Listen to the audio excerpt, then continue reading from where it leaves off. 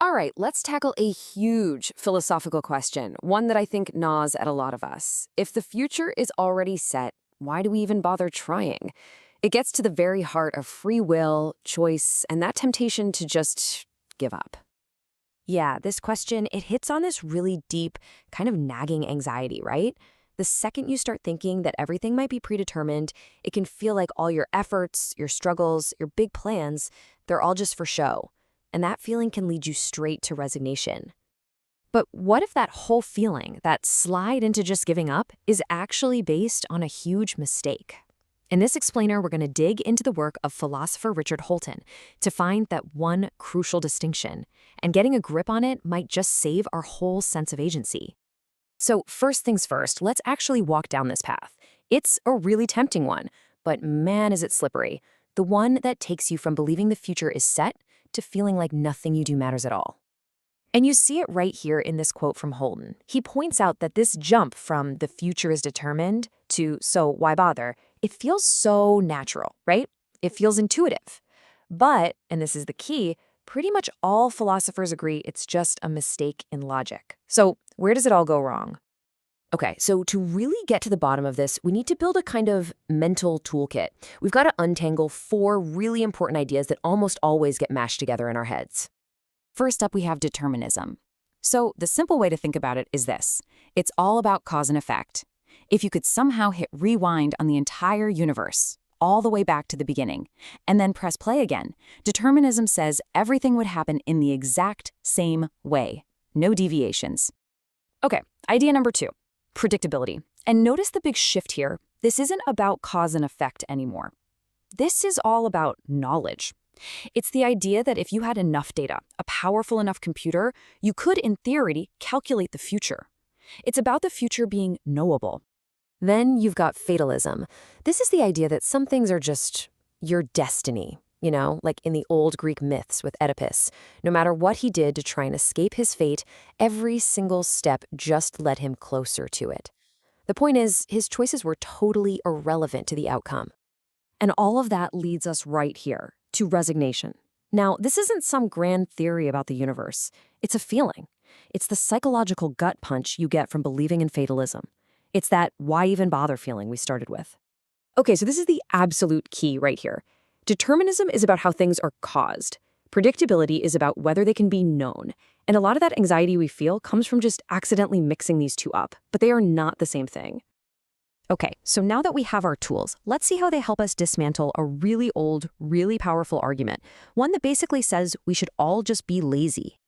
Yep, they literally called it the lazy argument. And it goes something like this.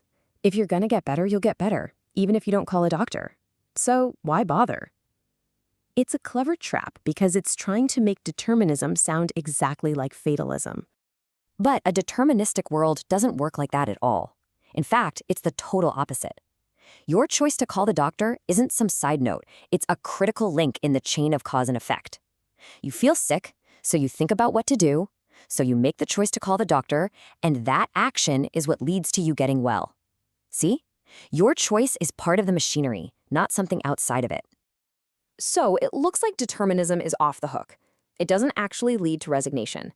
But its sneaky cousin, predictability, well, that's a whole different story. That one is a real threat to our will to act. Okay, let's go back to that doctor scenario, but we're going to change one tiny thing. Imagine you get a 100% accurate prediction that you will recover, no matter what. Suddenly, the whole game changes, right?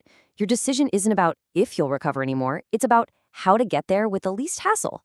Calling the doctor's a pain, so if you know you're getting better anyway, the most rational move is to do nothing. And you can see how this becomes a really slippery slope. It starts with you knowing. Then, what if a friend knows? What if some machine just could know in principle? Just the possibility that the future is knowable can be enough to make our own efforts feel, well, pointless. And boom, you're right back at resignation. Okay, so this is the million-dollar question then. Even in a determined universe, is the future actually predictable? Let's check out this really cool thought experiment that suggests probably not. All right, imagine a little game. There's a machine with a light bulb. Your only job is to predict if that light will be on or off in exactly 1 minute. Sounds easy, right? Well, there's a catch. The machine's single purpose in life is to prove you wrong. So the rules are simple. You have your own light to signal your prediction. You have to lock it in a minute ahead of time, and the machine can see what you've predicted. Its whole programming is just do the opposite. So you go for it. You analyze everything. You run the numbers, and you make your call. The machine's light is gonna be on. You flip your own light on to signal it. And what does the machine do? It sees your on prediction and just sets its own light to switch off. If you had predicted off, it would have gone on. There's no way to win. And here's the kicker. Your act of predicting the future becomes a new piece of data that changes the very future you're trying to predict.